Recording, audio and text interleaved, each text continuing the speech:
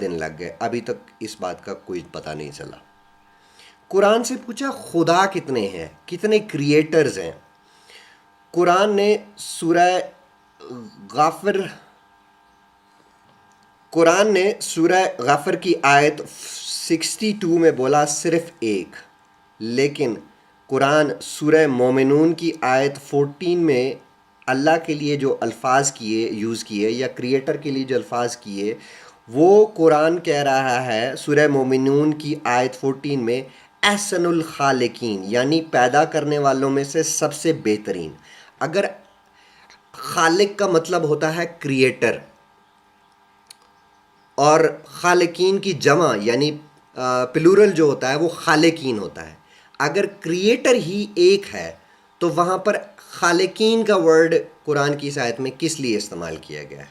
تو اس سے یہی اشارہ ملتا ہے کہ شاید قرآن کا جو مصنف ہے، جو قرآن کا رائٹر ہے، وہ شاید یہ سمجھتا ہے کہ کریٹر ایک سے زیادہ ہے، یعنی خدا ایک۔ الحمد للہ رب العالمین والصلاة والسلام علی اشرف المرسلین وعلی آلہ وصحابہ اجمعین۔ السلام علیکم ورحمۃ اللہ وبرکاتہ۔ یہ سر کٹا منکر توحید ہے، جاہل بھی تو ہے۔ یہ سر کٹا منکر توحید ہے، جاہل بھی تو ہے مسلمان کبھی واعظ کہیں فاضل بھی تو ہے۔ 1441 سالوں میں کیا کسی عرب کے رہنے والے کو اس لفظ کا مطلب نہیں چل پایا جس کی مادری زبان عربی ہے، جس کی مادری زبان میں قرآن مجید کا نزول ہوا، اور آج ایک سر کٹا جس کی مادری زبان نہ ہی عربی ہے اور نہ ہی اردو، اور جسے عربی کا کوئی علم نہیں، جو سورہ فصلت کو سورہ فصلت اور سورہ قمر کو سورہ قمر کہتا ہے، اور وہ ہمیں بتا رہا ہے کہ لفظ خالقین کے معنی، جو اپنی سرکشی میں یہ جھوٹ بات کہتا ہے کہ خالقین کے معنی ایک سے زائد خدا گاڈ کو کہتے ہیں، اس کا پوسٹ مارٹم تو میں کرنے والا ہی ہوں انشاءاللہ۔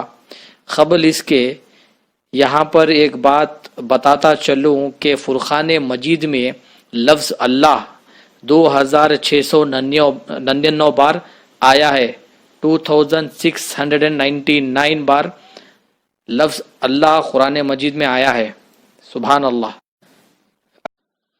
آئیے اب دیکھتے ہیں یہ لفظ خالقین کے معنی۔ خالق کے معنی ہوتے ہیں آرٹفل، یعنی آرٹیشین، کرافٹی، صنعت کار، کنیکٹڈ وتھ آرٹ، جس کے پاس ہنر ہوتا ہے اسے کہتے ہیں خالق، شوئنگ اسکل۔ اور آتھر کریٹر بھی ہوتے ہیں، میکر اور اوریجینیٹر۔ اور آرٹیشین کے اردو میں معنی ہوتے ہیں ہنرمند، صنعت کار۔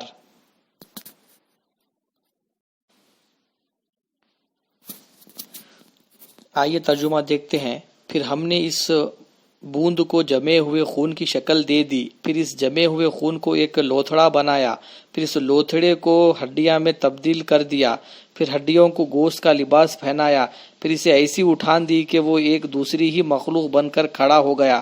غرض بڑی شان ہے اللہ کی جو سارے کاریگروں سے بڑھ کر کاریگر ہے۔ خالقین کے یہاں پر معنی کاریگر کے ہے، کاریگروں سے بڑا کاریگر۔ دوسرا ترجمہ دیکھتے ہیں۔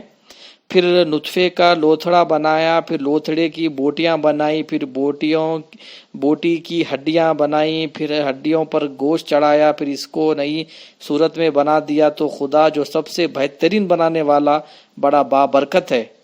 تو خالقین کے معنی ہیں آرٹیشین کے، کاریگر۔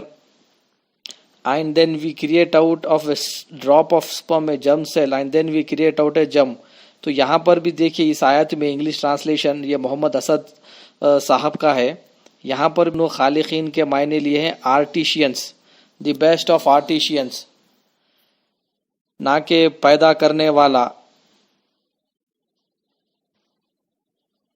خالقین کے یہاں ان صالحین کے معنی ہیں جو خاص خاص مقداروں میں اشیاء کو جوڑ کر کوئی ایک چیز تیار کرتے ہیں، یعنی ان تمام صنعت کاروں آرٹیشینوں میں اللہ جیسا بھی کوئی صنعت گر ہے جو اس طرح کی صنعت کاری کا نمونہ پیش کر سکے جو اللہ تعالیٰ نے انسانی پیکر کی صورت میں پیش کیا ہے؟ بس سب سے زیادہ خیر و برکت والا وہ اللہ ہی ہے جو تمام صنعت کاروں سے بڑا اور سب سے اچھا صنعت کار ہے۔ صنعت کار یعنی آرٹیشین۔